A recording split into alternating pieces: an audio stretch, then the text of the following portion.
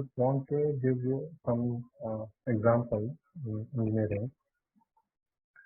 So you have systems and control engineering, and this system can so even at IIT Bombay we have this um, particular unit, and then when you look into the research of the system and control engineering, what you find is there could be many different units or different you can say machines. They are coming together and they are working in sync. But then when they have different, let's say, units or different machines, you have to communicate in between them, and there would be a lot of communication has to happen, that has to be controlled. It cannot be out of control. So all those things are well regulated. And then at a time you might see that most of the systems might be very complex. And when you have the complexity, then you have to think about the safety also. So, for example, let's say you have some kind of reactor or something like this, and what if the temperature becomes too high, what would happen to it? Um, so many aspects are there, and overall, when you think about all this complex system, you have to control. You have to think about their coordination, their feedback, the safety of that particular unit. So many things you have to consider. And important thing over here is whenever you want to basically send a message, there has to be clear signal. There has to be clear communication, so that whatever things are there, they can be controlled, and the situation doesn't get out of hand. Just like that, our cells, they have a communication system, and today we will talk about that communication system. This in this particular picture, what you see is there is a basically this impala, you can say, is being saved, and then let's say when impala spotted that there is a hunter for and then what would happen? That impala has only two options: either he has to fight or he has to run or flight. So how that all of a sudden this process starts? What so basically there are reflexes, there are impulses, and this is and then with the reflexes, with the impulses, the impala will decide whether to fight or flight. So yeah, I mean you can look at the impala. Impala doesn't have as such any great you can say surviving capability in terms of fighting. So he has to run. So that is the basically instinct. And but then how does basically this particular phenomenon happen? At what instant the thought of running, very fast running, comes to impala's mind? It's a basically situation of cell communication. So it could be cell from one part of one tissue to other tissue, and it could be coordinating many things. So once it starts thinking about running, then it has to coordinate between the sight, what exactly he sees, and the movement between the legs, how fast it can run. He has to judge the terrain so that it can jump. He has to navigate. So many things are there, and every second, basically, there would be millions and millions of decisions has to be taken, because as such we don't think about it, but then those decisions are very coordinated. I mean, millions may be too much, but then a significant number of decisions has to be taken. So when you think about this kind of cellular messaging, it is based on the input from the visual and sensory organs, and then at a sometimes it would be based on the gland, specifically we can say adrenal glands, which secretes a lot of hormones, and these hormones will trigger some kind of responses. At a time it could be metabolic responses, at a time it could be uh, most of the time hormones will trigger the metabolic responses, but then when you think about the visual and other sensory inputs, that might trigger very different response depending upon what is the environment. And when prey is being hunted by predator, muscle performs at it can think about it. There is a lot of adrenaline, and even when you play sport, you can see the muscle activity, you have to basically move your muscles, you have to move your legs, hands. There has to be perfect coordination. So that muscle movement, the performance, it has to be highest level in order to have that activity done faster. And during that process, your heart will you have experience, right? I mean, when you run, when you play any kind of game, you notice that your heart basically starts pumping way faster. And in that case, you need more oxygen for the muscle. So the main point over here is for all these activities, cell has to communicate with each other, and there has to be some kind of coordination. So the essence over here is basically we want to know how do cells talk to each other, and that is what today's lecture is about. Again, I will come to this particular example which I discussed in last lecture. So over here, what you see is the spore forming, and this spore forming is kind of you can say forum, and so basically there is the bacteria. It's not the individual bacteria. You can say there could be a group of bacteria. They come together and they decide to have they collectively decide to have this spore forming structure, and this is called as forum sensing. So in the forum sensing, what happens is the terminology you can say, and in the quorum what happens is smallest number of people who must be present at a meeting in order to. So this is the literal definition of the quorum, and this what it says is the smallest number of people who must be present at a meeting in order to have decision, or in order to have that decision made.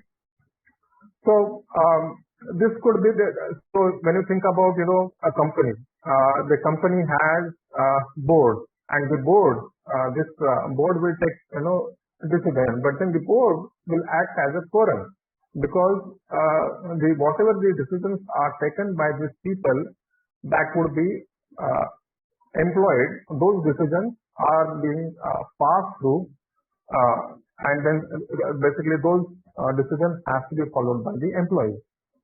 So in a way, then the concentration of signaling molecules. So basically, when you think about this quorum phenomenon in biology, what we can say is the concentration of signaling molecules allows bacteria, in this particular case, to sense a local population density, and this process is called as quorum sensing. Now,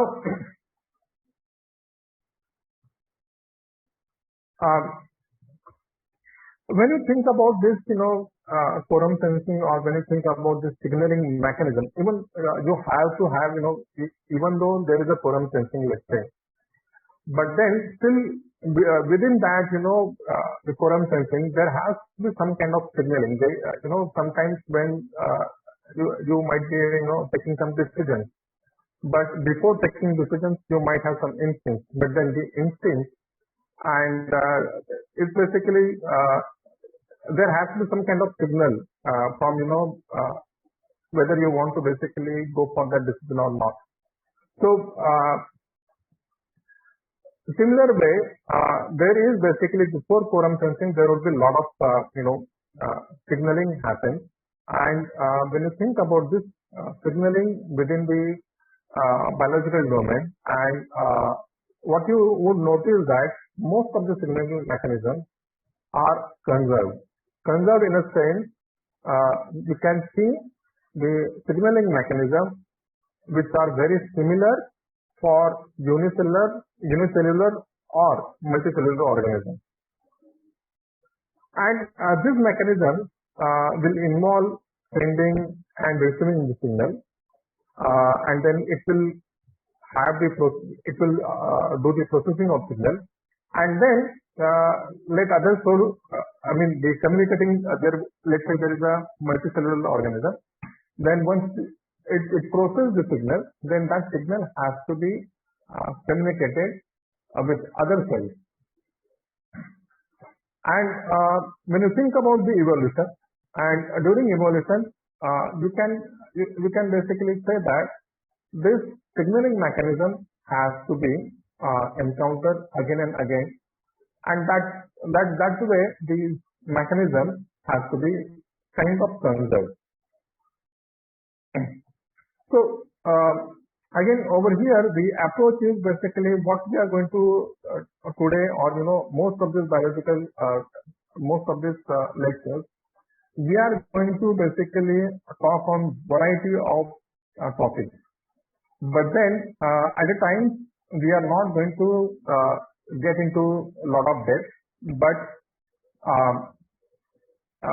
we are going to cover lots of topics. That that is the philosophy over here, inch deep and mile wide. Now these are the today's learning objectives. First, what we'll learn about cell signaling is, then we'll learn about local and long-standing signaling, and then signal transduction.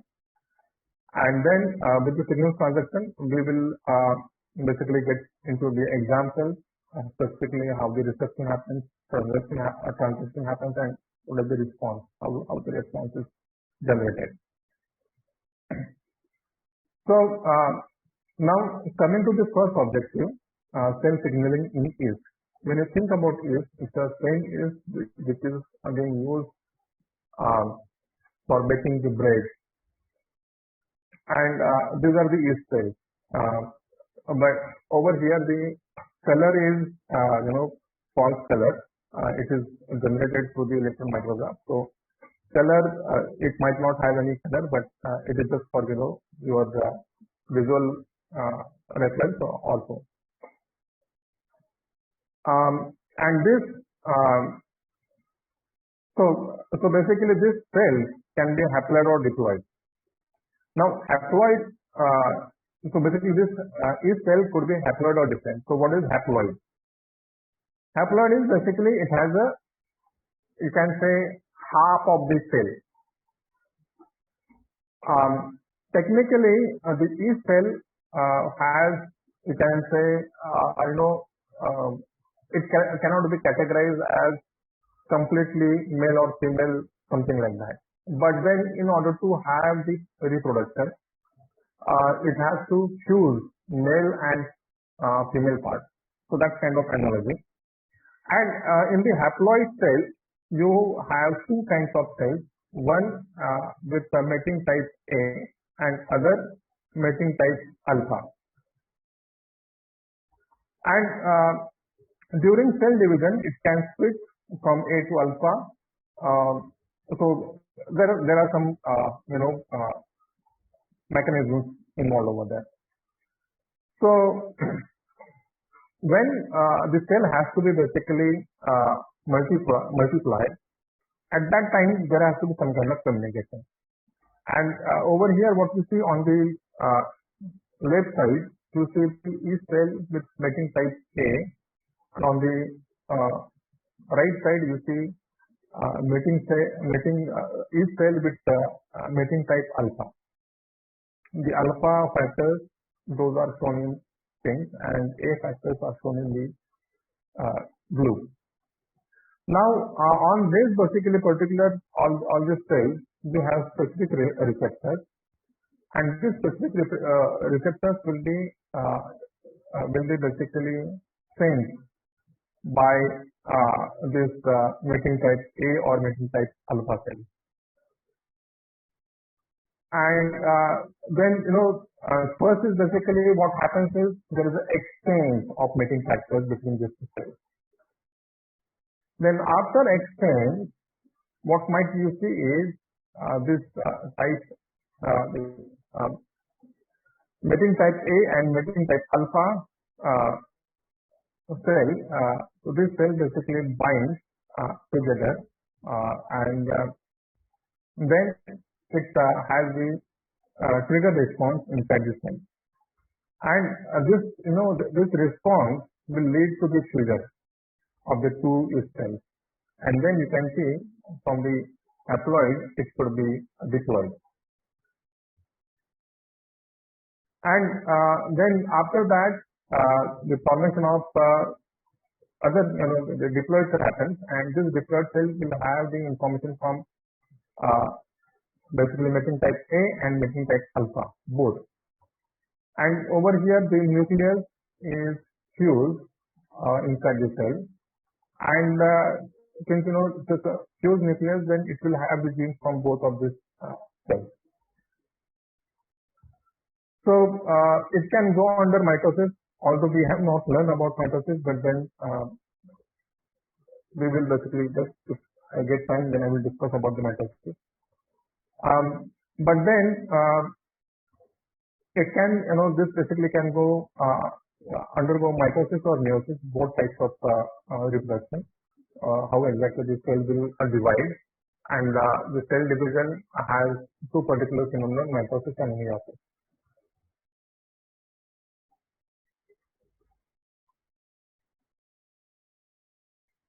Now, when you think about the signal transduction, what does that mean? So when you look into the dictionary again, when you say transduce, so basically it is nothing but to convert energy or message into another form. Within this cell also, the signal has to be communicated. Signal has to be transduced, and this signal could be among the communication could be among the microbes. Signal that has to be passed across the different multicellular organisms, and then there could be few chemicals outside the cell that might trigger the response inside the cell.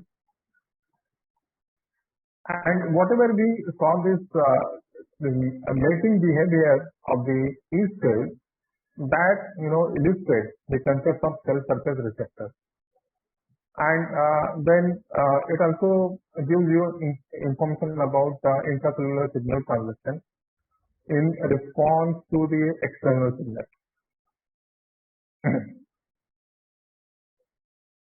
So next thing what we want to learn about is the local and long distance signaling.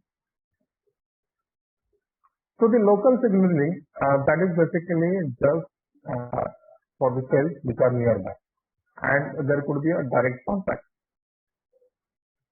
So when you think about tissue has a lot of cells, and these cells are of the same size, and so basically when you have to communicate, so for those kind of the local cells, I mean, since it's at a time the local signaling could be between two different cells, so two different types of cells. But I'm just giving you a simple example. Let's say the cell has any organism has a similar type of cell. Then basically you can say that there could be some junction, and through that junction the signaling will be happening, or there could be communication through that signaling through that junction. So those junctions, if you think about that, then those junctions could be directly connected to the cytoplasm of adjacent cell, and there could be some signaling substances can pass freely between these adjacent cells. Here, these are basically two examples over here. So this is on your left side, you have the animal cell, and on your right side, you have the plant cell. So in case of animal cell, what you see is these are the two adjacent cell and there is a gap junction. And within the gap junction, you can see there are some kind of membrane proteins. And we talked about this when we in the last lecture we learned about the membrane proteins. So this is how it might communicate or it could have some response between two cells inside the animal. But in case of plant cells, you have the cell wall which could be thicker, and this cell wall is very different characteristics comparing to the animal cell. So in this particular, so basically for the plant cell, this phenomenon can be called as plasmodesmata, and there could be some different mechanisms involved over here. But when you think about the cell recognition and other phenomena, there would be this basically cell recognition, that those kind of recognitions are extremely important in terms of embryonic development, having the immune response, and many other things. So in this basically cell recognition, what you might find that there would be some membrane bound molecules, and in one cell these molecules will act as a receptor, and other cell it would act as a, you can say, signaling. So and with that interaction, the cells, different cells will get to know each other, and then it can propagate the signal from one cell to other cell.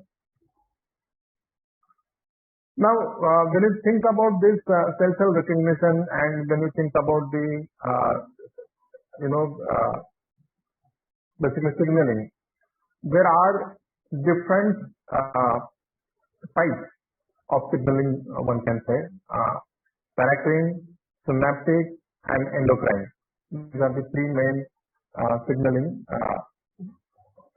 terminologies. So in paracrine signaling, so when you think about paracrine, basically para means nearby. So paracrine signaling has to happen between the nearby cells, and the animal cells communicate using some kind of messenger. Those are secreted from the cell, and those basically secreted messengers, or you can say secreted ligands also, it will travel only for the short distances. For example, we can think about some growth factors, and we can think about the neurotransmitters. And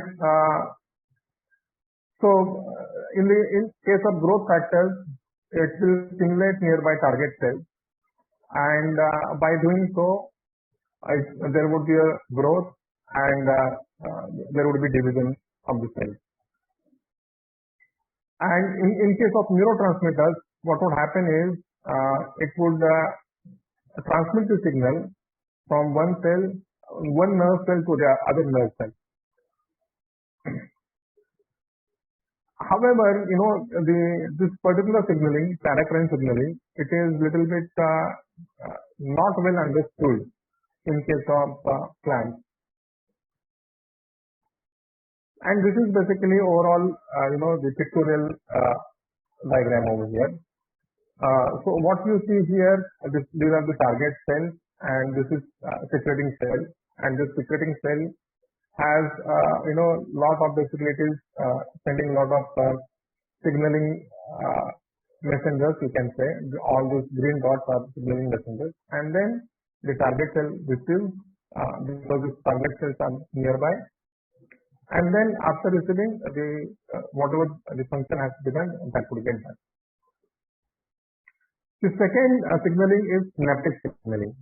Now, over here what you see is the junction between the two neuron cells. So this is first neuron, this is the second neuron. And when you think about the neurons, the signal for the neurons, the signal is nothing but electrical impulse, or you can say there is an electrical signal that will trigger a release of the neurotransmitter. So in the first neuron, you can see it is carrying some vesicles, and within this vesicle there are few chemicals that can be called as a neurotransmitter, and this junction between these two, that is called as synapse. So if the message has to be passed from one neuron to other neuron, what we'll do is it will basically, with this electric signal, which triggers this onset of the communication. Then after that onset, it will release this neurotransmitter, and this neurotransmitter will be received by the target neuron, or the, you can say, adjacent neuron also. And with that, the signal will get propagated across different cells. Then there is a third one that is called as endocrine signaling, or this endocrine signaling, one can say also the long distance signaling, which is for the hormones, which is related for the hormones.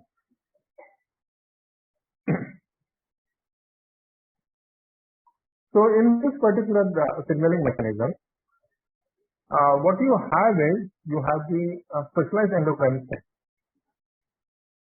that secretes the hormone into the body fluid, and this body fluid can be passed to the blood. And if you think about blood is reaching to every part of the it has to reach every part of the organism from head to toe, also. So by doing that, if the hormones are in the blood, then it can travel from one organ to other organ, or it can be traveled across the organism. And with that, you can say it is a long distancing signaling. I think somebody raised the hand, but just hold on. I will answer your questions at the end. So this hormone basically will trigger this onset. So basically, this is the, you can say, particular receptor, and the endocrine cell is releasing the hormone that is traveling coming to the blood, and with that, it is reaching to the different cells.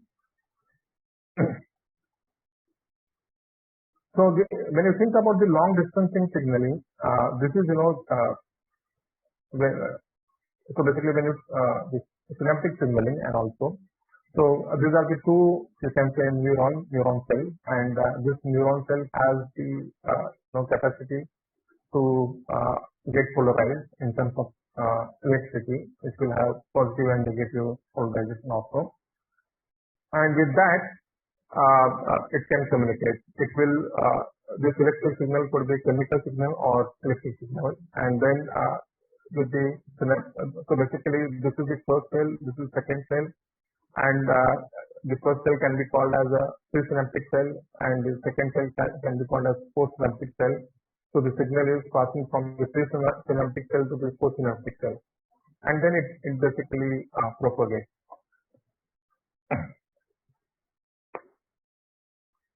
Then the next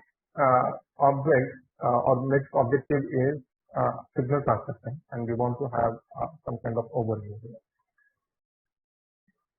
So for that, again, you remember this impala is being chased, and then during that process, there is a lot of adrenaline produced. So this adrenaline, you can see this is the molecular structure of the adrenaline. So basically, we have to basically understand once the adrenaline pumps, then how does it basically mobilize the energy. So to understand that kind of mechanism, the scientists Sutherland got the Nobel Prize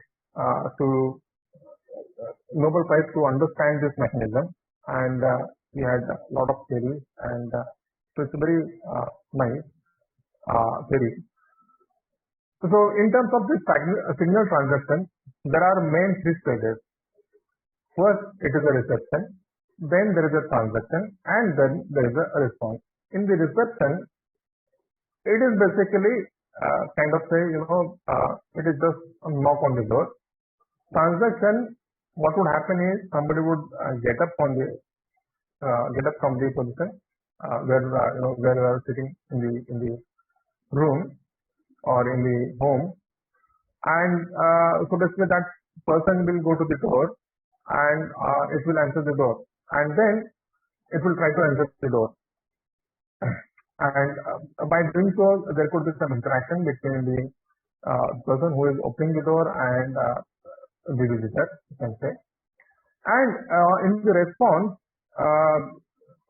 the main household person can basically get informed, and then the master will or the main household person will act on that message. So this is a simple process, you can say. First is in the signal transaction, first it is a reception, then there is a transaction, and then there is a response.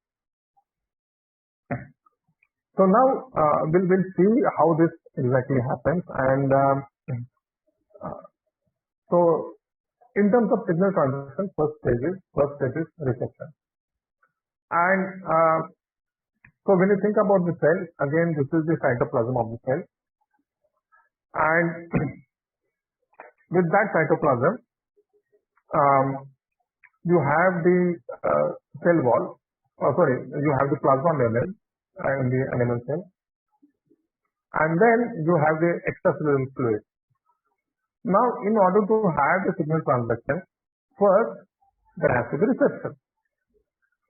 So there are receptor molecules on this plasma membrane, or you can say, so this plasma membrane, this particular receptor molecule that can be membrane protein, and the signaling molecule will bind to the surface of this receptor or this membrane protein, and that is the basically first place for the reception, and then receptor will try to further propagate the signal. Then the second point is the transaction, or second phase is the transaction. In the transaction, what would happen is once this receptor molecule receives the signaling molecule, then that would lead to some kind of conformational changes within this protein or within this particular membrane protein, you can say. And there would be change in the state. Overall, you can say there would be change in the state, or there could be, broad term, you can say change in the state. The micro term, you can say change in the conformation, and this would lead to the cellular response, and that could be this cellular response may be in one step, may be in multiple steps, and if it is a one step, then that's fine, but then if it is in multiple steps, then it would have relay molecules, or there would be step 1, step 2, step 3, and then finally this during all the steps the signal will propagate, the signal will get multiplied by factor of n also, or you can say amplified. And the third is the response. So once this relay molecules, you can say, they generate the further signal, and this signal has to be then this signal has to activate some particular cellular response, and this cellular response will be different depending upon the what kind of signal is received. It could be a catalysis of the reaction by some enzyme. Then it could be some rearrangement of the cytoskeleton, or it could be activation of some specific gene.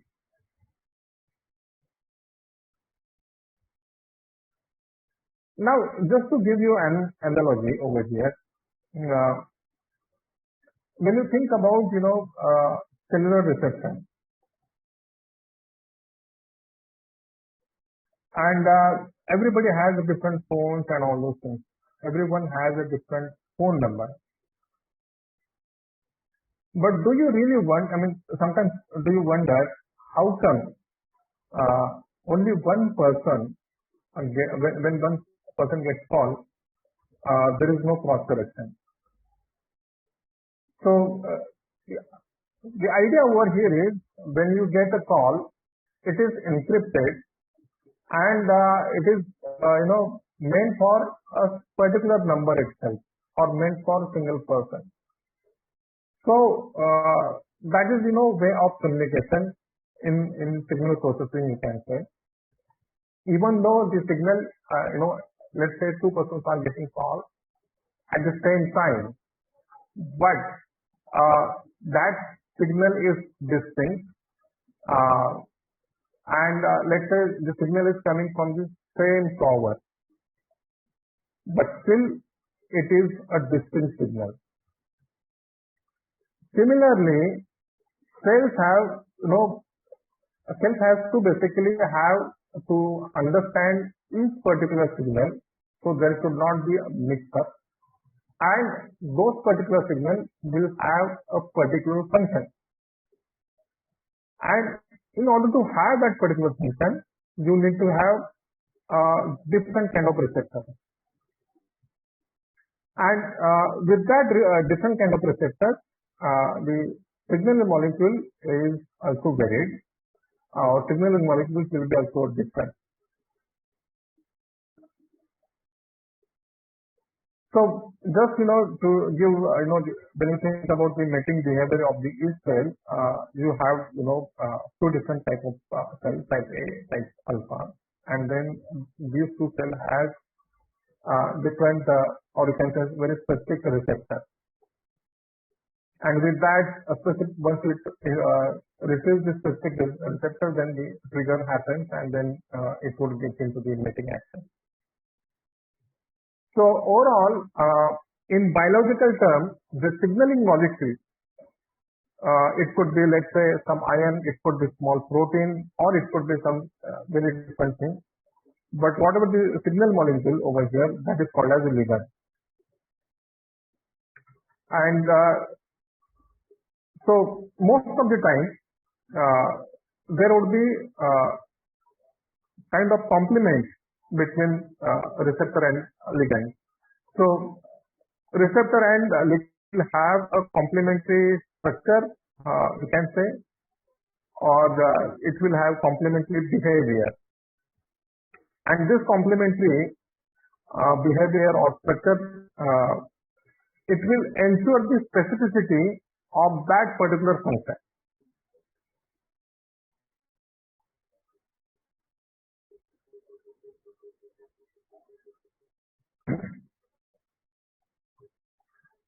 So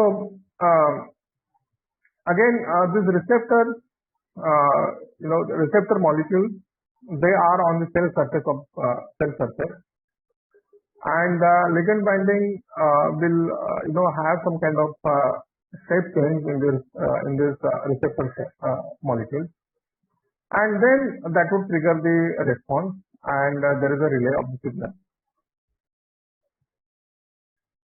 Now, until now we have talked about the signal transduction mechanism. Now we'll get into little more detail, and we'll get into little more reception and all those things. But before going back, I want you to come back to the nucleotide. Uh, so basically there are, in DNA, this deoxyribose, deoxyribose nucleic acid. Okay. So what is over here is you have the purines or pyrimidines as the bases, and then there is a sugar base, and then the sugar base is attached to the phosphate backbone. So the whole structure is called as so basically thymine. This is thymine. This is adenine. This is cytosine. This is guanine. When this nitrogen base, or you can say when these purines or pyrimidines are attached to the sugar base, along with this, so that is called as basically nucleotide. And in DNA, there is a chain between this nucleotide, and then so basically what happens is this phosphate molecule will have this arrangement, and the phosphate will have the backbone. And when you look into this ring, the you can say ribose or deoxyribose ring, you might be knowing from the organic chemistry there is a particular nomenclature 1, 2, 3, 4, 5, and to which end the phosphate is attached. That is basically one can basically say this is basically 5' end and this is 3' end. So DNA has its you can say specific direction. But when you think about this nucleotide that can be seen in DNA, RNA, and also it can act as a energy currency. In the last lecture we have talked about ATP molecule, and over there what we learned that this ATP molecule is kind of energy currency. So the point over here is the nucleotides can be they have dual roles in terms of the structure and in terms of the having the energy currency.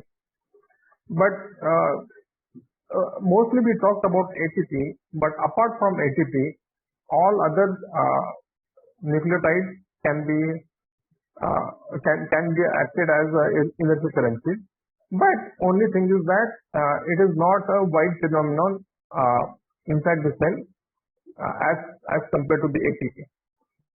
There would be some instances at the GTP also plays a role for the energy currency, and most importantly the GTP plays very important role in signal transduction, and that's why this discussion is coming up.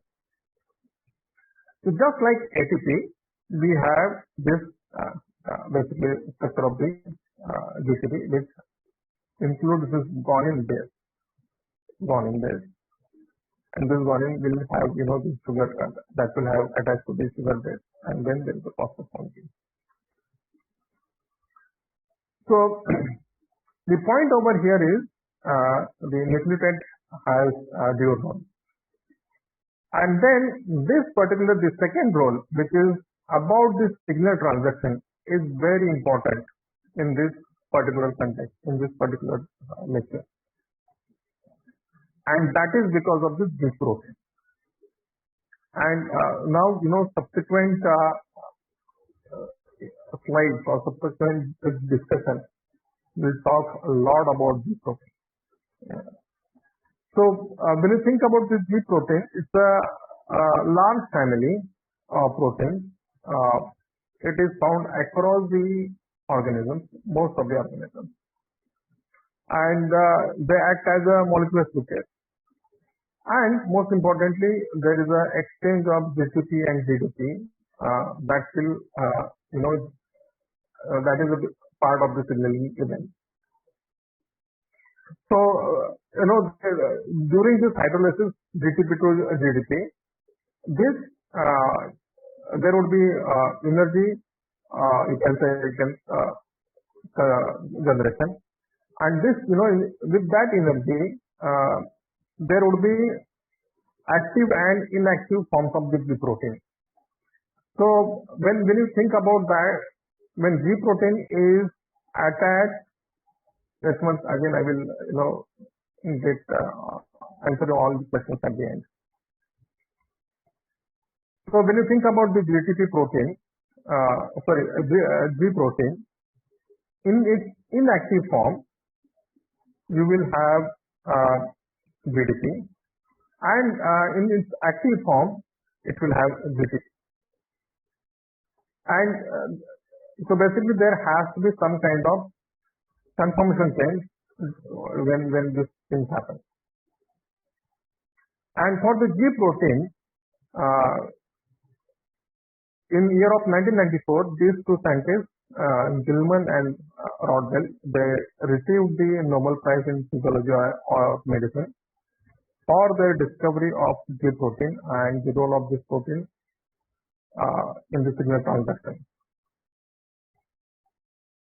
So when you think about this G protein, again this G protein, the bigger terminology would be G protein coupled receptor, and the abbreviation is GPCR.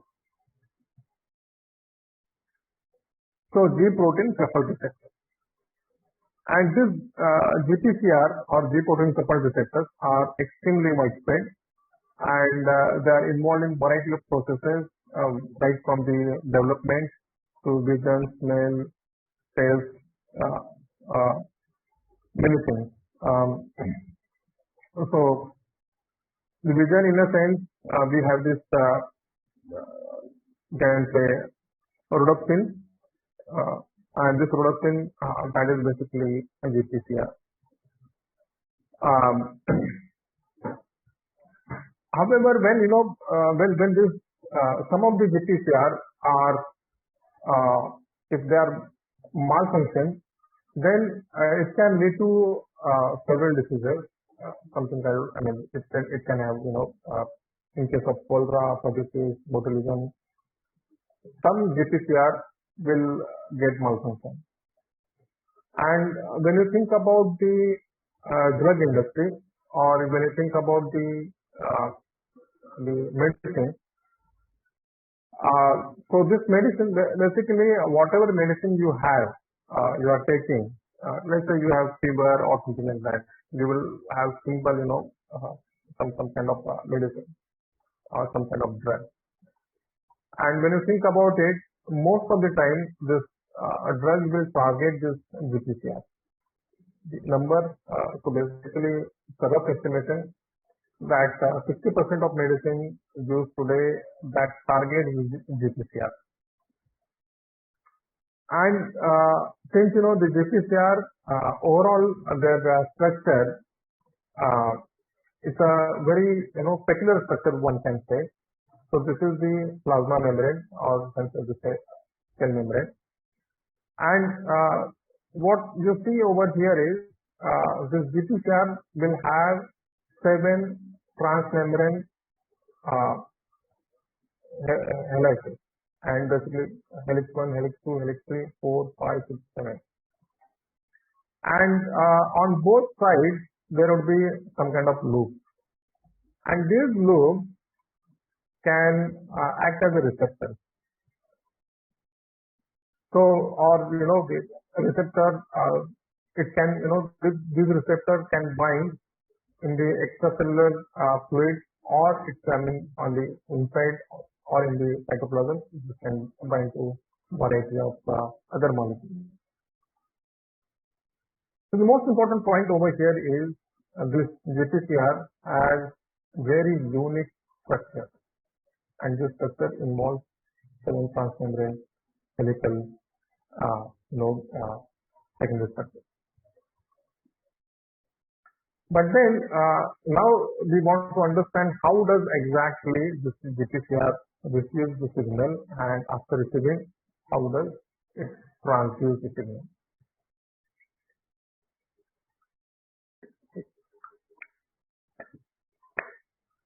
Now, first, um, this GPCR, they have to have, it has to act with, or it has to have interaction with different molecules. So let's say this is the GPCR, which is in the inactive form, and in its inactive form, you can say it is independent. And when you think about this plasma membrane will have a lot of other molecules, and some of them are GPCR, some of them are G protein, and some of them are enzymes, particular enzymes. So when you think about that, first the first phase, the GPCR will have in its inactive conformation, or it has inactive form. And this G protein over here is also in its inactive state or inactive form.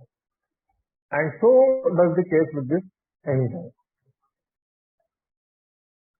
So in this case, what you can think is ligand binding site of GPCR is outside over here, and G protein binding site of this GPCR is inside.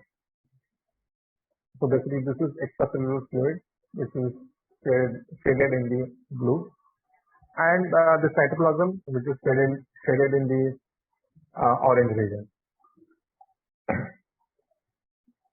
So this is the site, or this is the ligand binding site.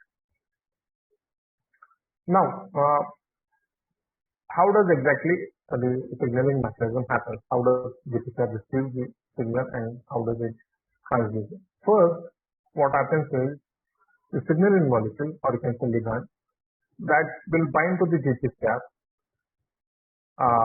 and that happens outside of the cell.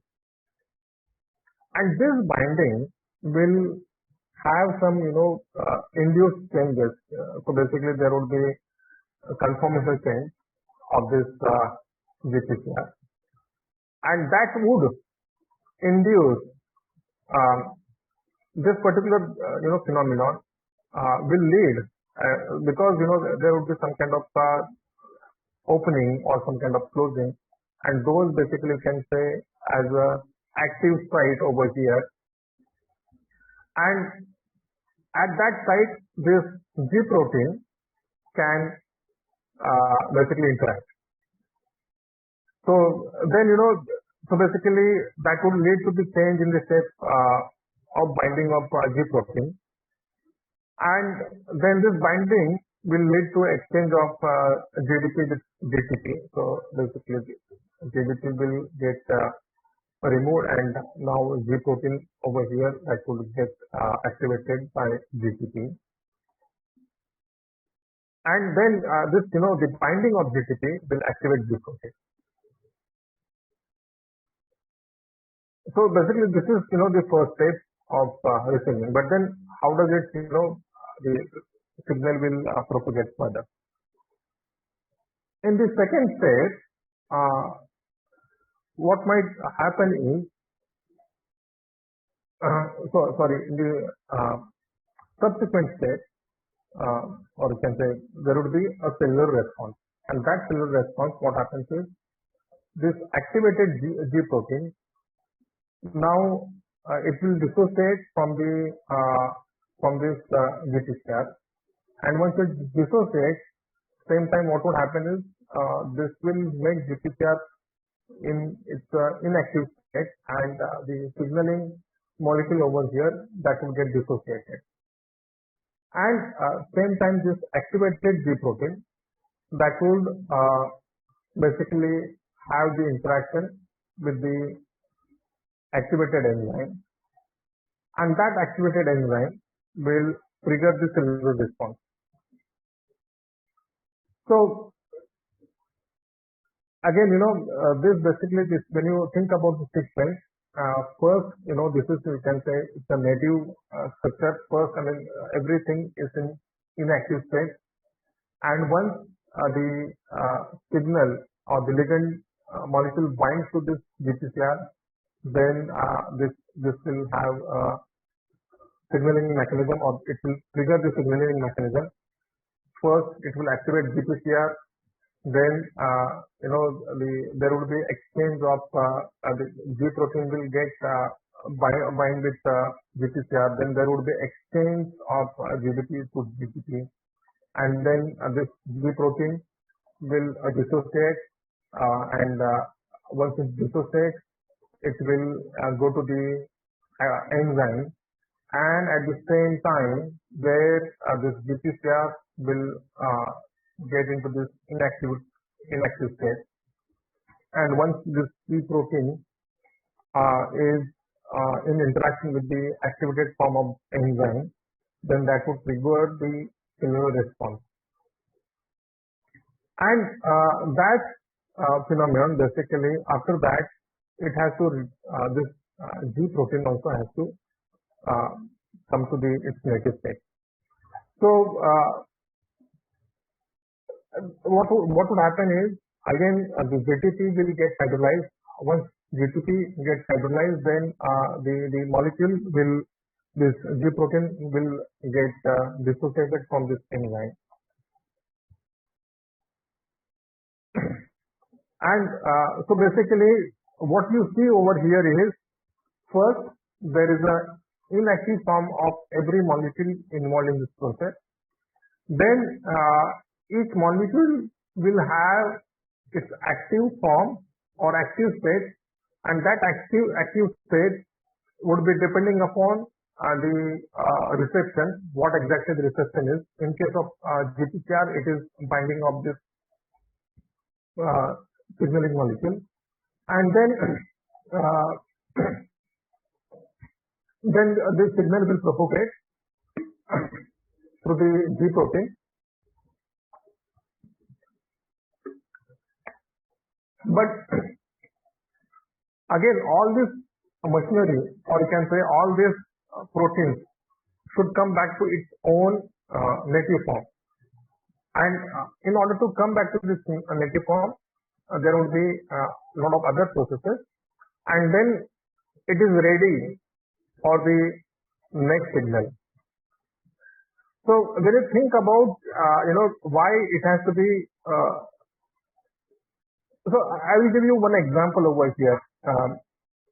The whole process, the activation to inactivity state, that might take a few milliseconds or so. Now, when you think about a human eye,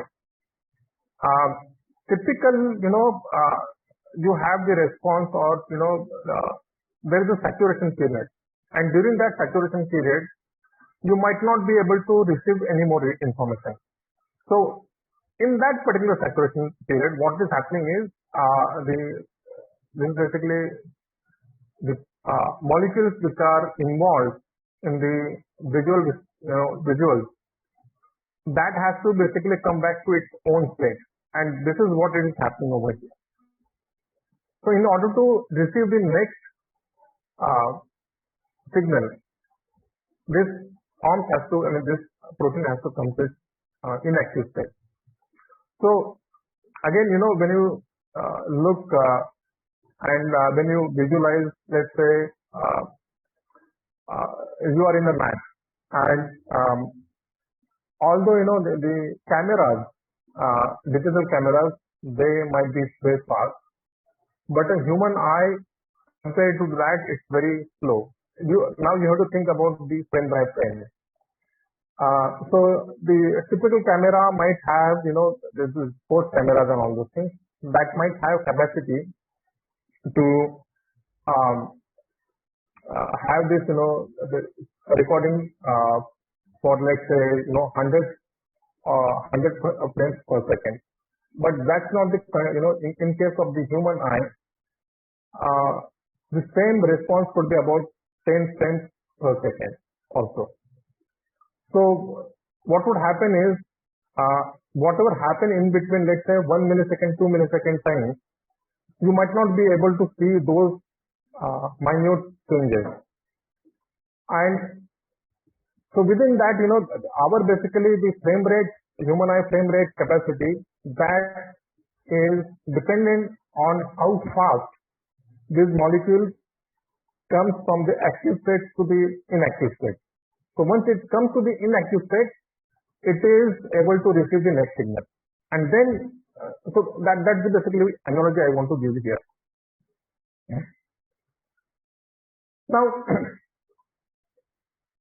when you basically when you think about this signal transaction, and when you think about the signaling molecule specific event, and I talked about this conformation change, shape change. So this is typical. There could be different responses, and some common signaling molecule over here is ion or different ions, you can say. And in last lecture we talked about it. I gave you one specific example, RYR14, and main idea over here is once it senses the ion, then so basically this is the membrane protein, and in its inactive state, you can say this gate is closed, and when it will have its ligand, or when the ion binds, specific ion binds to this protein, then basically this gate will be open, and then the ions will be passed from one side to the other side. In this case, it's from extracellular to cytoplasm, and this particular ion, then that would trigger some kind of cellular response. And once the ions are passed through, then the next stage is basically the gate has to be closed, so that no more ions can be passed. So this particular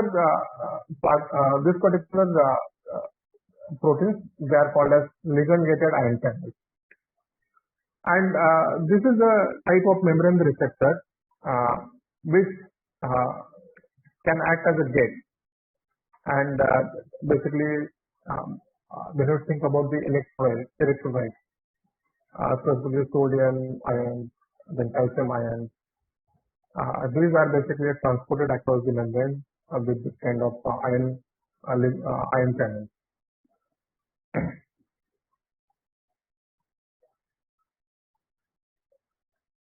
Then there is another basically example over here. It's how does hormone basically triggers the cellular response, and this cellular response will be very different than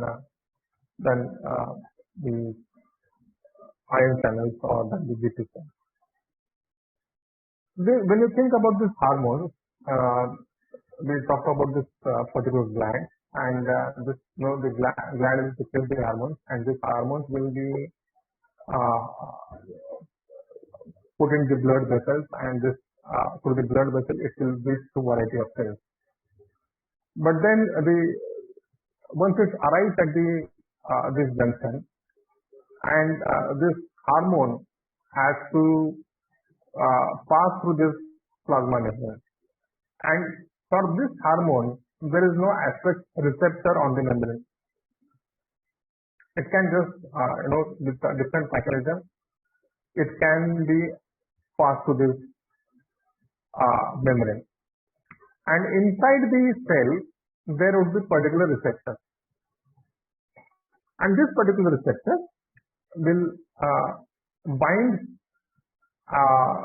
to the hormone, and after binding, then the function would be for this particular hormone to have a particular protein made, and in order to have that particular protein made, what would happen is this particular receptor will this particular receptor along with its hormone, that would get into the inside the nucleus, and you have this DNA. It will interact with the DNA, and DNA has different genes, and this particular hormone should trigger some kind of gene, and in response that it will have a specific protein generated.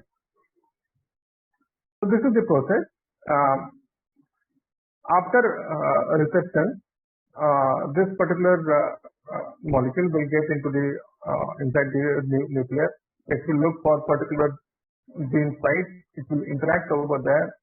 Then after interaction from DNA, mRNA will be made. So this is basically part of the central dogma theory, which we have not discussed, and in next week I will talk about it. So from DNA there would be mRNA, and from mRNA there would be protein. So this is how the response of particular hormone could be, and in this instance, this is the steroid hormone interacting with the intracellular receptor.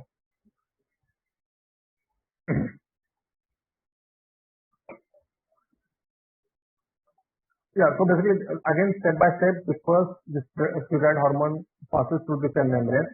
The second step is the hormone binds to the specific receptor in the cytoplasm, and then that would activate the receptor. The third step is this basically binds with the DNA, or you can say chromosome, and then that will trigger the transcription, which is basically generation of mRNA. And in response to that, there would be protein synthesis. And then, in this particular instance, the cell signaling is complete. Next objective is about transduction. And the transduction, basically, it has to be a cascade phenomenon, just like, over here, what you see, the stream over here at the top is so small, but then as it comes down, the stream gets bigger and bigger. So the cascading effect will have amplification of signal. So basically, this is how it would look like. So you have protein A, protein B, protein E, and F. I mean, there could be many proteins in this thing. So at each juncture, you have the protein and its event, or you can say this is a device to detect this particular signal. And then it is passed from one protein to other protein and subsequent chain. But why you need to have this chain? What is its advantage? The advantage is simple. So during this process, so you can basically have a different phenomenon. Some proteins will have different activity, and that different activity will lead into different amplification level. And when you think about the activation of each protein, this protein will remain in the active state for very short duration. And in this particular instance, let's say A protein is activating B protein, but then this B protein is getting phosphorylated, and then by different basically phosphatase, it will get deactivated. So this is kind of a cascading phenomenon. And when you think about phosphorylation, it's basically this is the process. So this is, let's say, inactive form, and there is a the exchange of ATP versus ADP or DTP versus DDP. Then the active form, active protein, this is basically PI. I can say that is getting attached to this protein, and then this protein becomes active in the active state. So then you have to think about two proteins. One protein is kinase, other protein is phosphatase. So this is phosphatase, and the kinase is an you can say enzyme which phosphorylate the protein. And this phosphorylation and dephosphorylation will bring the conformational changes of those protein. And when you think about the phosphatase, that phosphatase is an enzyme which dephosphorylates the protein. So kinase and phosphatase, that basically it can switch the protein conformation from active form to inactive form and vice versa.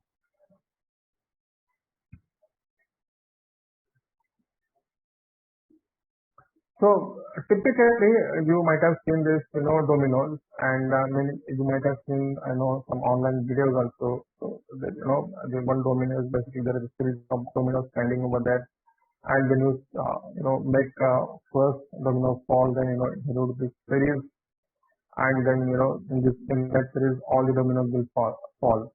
So this is nothing but signal transaction, and this signal transaction will have its own effect, and it is so basically the signal transaction usually, or you can say in most of the cases, will have multiple steps, and with the each the pathway or the multiple steps at each juncture, there would be different pathway, and that pathway will amplify the signal, and with that there would be transaction. So again, there has to be binding of ligand to receptor protein that will trigger the first thing, and then that would have series of other things that would give the cascade effect. So now here we are going to talk about the phosphorylation cascade effect inside the cell, and we will talk about some kinases, some and other proteins involved in this particular phenomenon. Over here, what you see is, again, this is a membrane protein, and it will have a signaling molecule. Once the signaling molecule reaches the receptor, it will get into its active state, and then it will basically have subsequent activated relay molecule over here, and then that would basically trigger this kinase which is in the inactive form. Then it will get into its active form. So in this particular phenomenon, there are different molecules in pathway which are being phosphorylated in turn, and so basically one molecule is triggering the next one, and just like over here. So first, let's say the protein kinase 1 over here, that is basically activating this protein kinase. If there is a change in the cell, then that would have again this different protein kinase that would trigger the different protein kinase. So again there would be exchange of the phosphorylation. So basically the ATP molecule will convert into ADP, and then the protein kinase 2 will get into active form. That would have subsequent the protein kinase 3. So basically that will activate this protein kinase 3, and then during deactivation process there would be again phosphorylation, and then it will have so basically come to the inactive state. So this is a cascade phenomenon, and so in the final step, what would happen is there would be particular protein which is meant for the cellular response, and then that particular kinase will have the inactive protein, and then with that again it will turn this inactive protein into active state, and then it will trigger this cellular response. So in order, what happens is over here, it is basically cascade signal, and each cascade signal will have the amplification.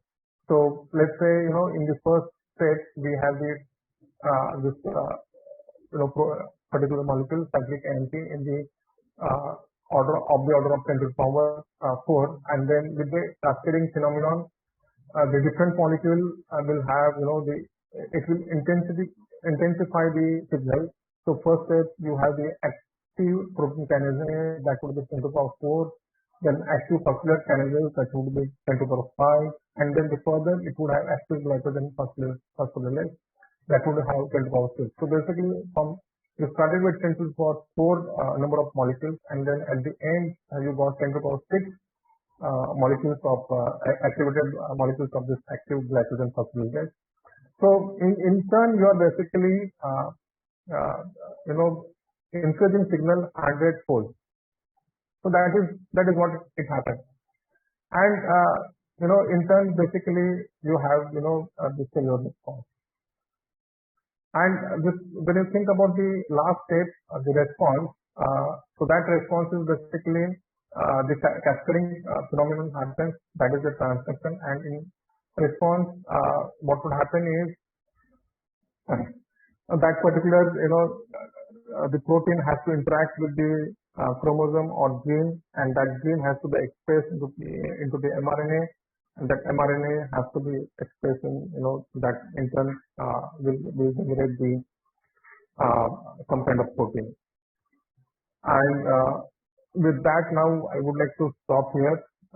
And if any questions are there, just now we can ask me questions.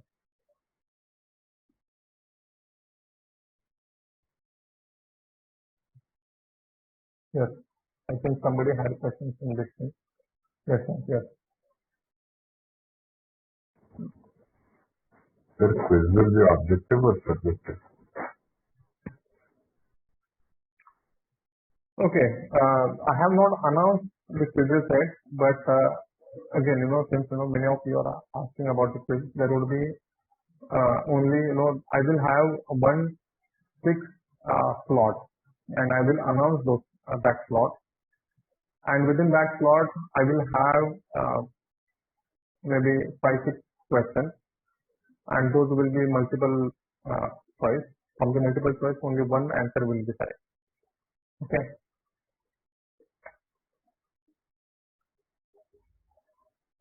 Next.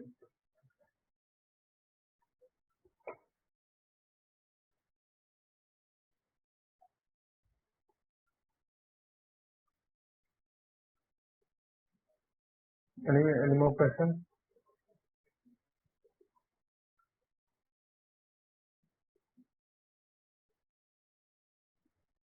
The tutorial, some of the materials that has been covered has not been covered during the class. So is that part of the syllabus? Yes. So specifically, I could not get time to talk about synthesization and all this thing. So over there, who might have learned about different courses coming together, and then it's a different field how this segmentation happens. So I mean, those are concepts. I might not ask questions directly, but when you get questions, there will be some kind of those concepts will be applied. Atharva.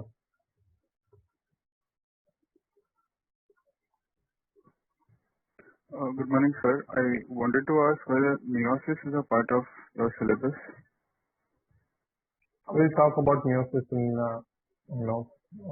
next week. So next week I want to talk about mitosis, meiosis, cell division, and then I will come to the Mendel. I have not got time to talk about photosynthesis and respiration, so probably I'll just keep it. But yeah, I mean next week it would be cell division and the Mendel experiment, the flow of information, or you can say the central dogma scale. Okay, sir. Thank you. Yeah.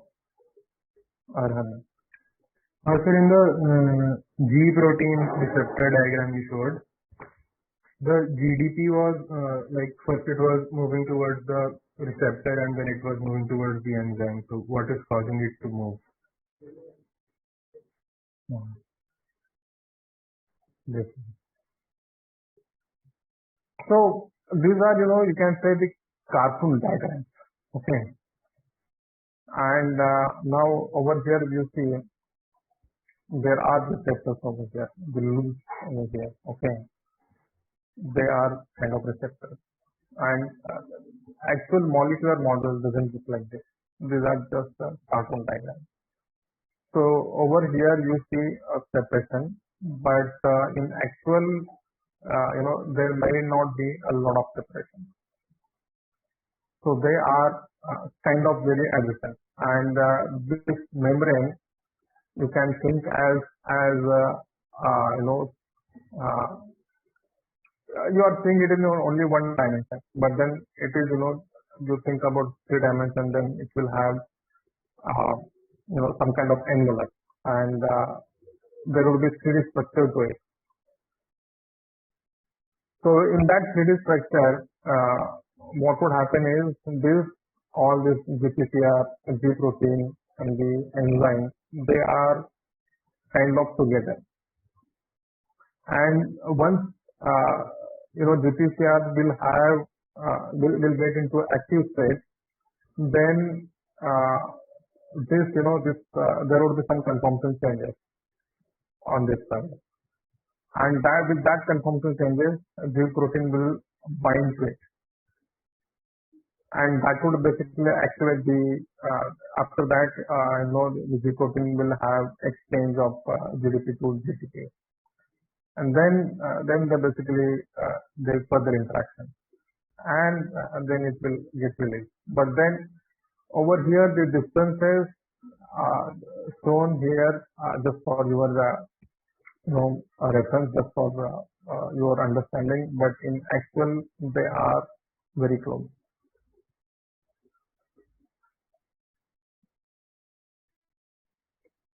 Okay,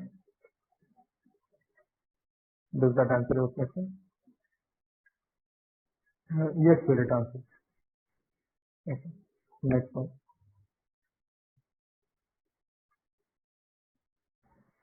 Good morning, sir. So the example of neurotransmitters you have included in both the paracrine and synaptic messaging, so signaling. So which one is it? Let me go to paracrine. No, paracrine is basically about the hormone over here. This is basically very different, and then neurotransmitter is basically synaptic signaling.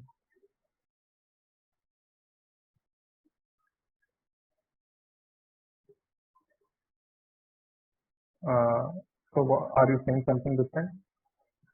The paracrine is just it has some kind of ion or some kind of ligand, you can say, and it is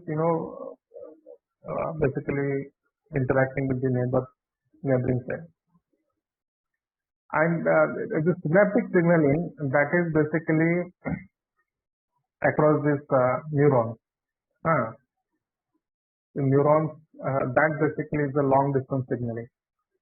And when you think about the synaptic signaling, and when you think about this long distance, okay, I think you got confused between the okay. So so basically long distance signaling could be because of the hormone, or it could be because of the nerve cells. If you remember in my first lecture, I might have told that nerve cells are very unique in a I think it was second lecture in shape, and at times this nerve cell could be 1 meter long.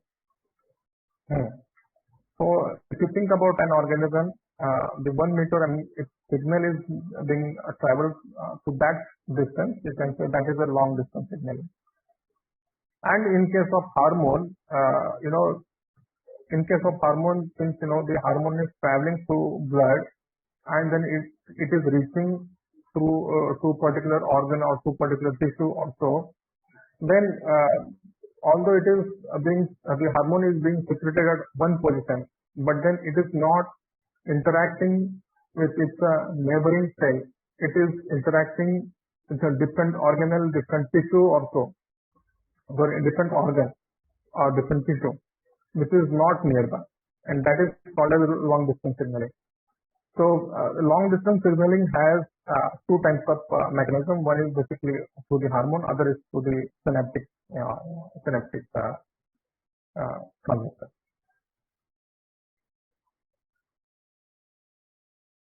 Okay.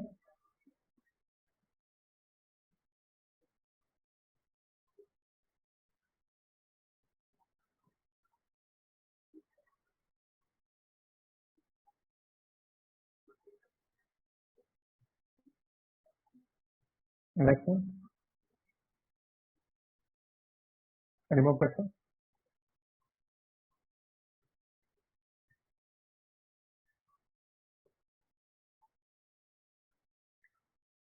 Okay, if there are no more questions, then we can stop here.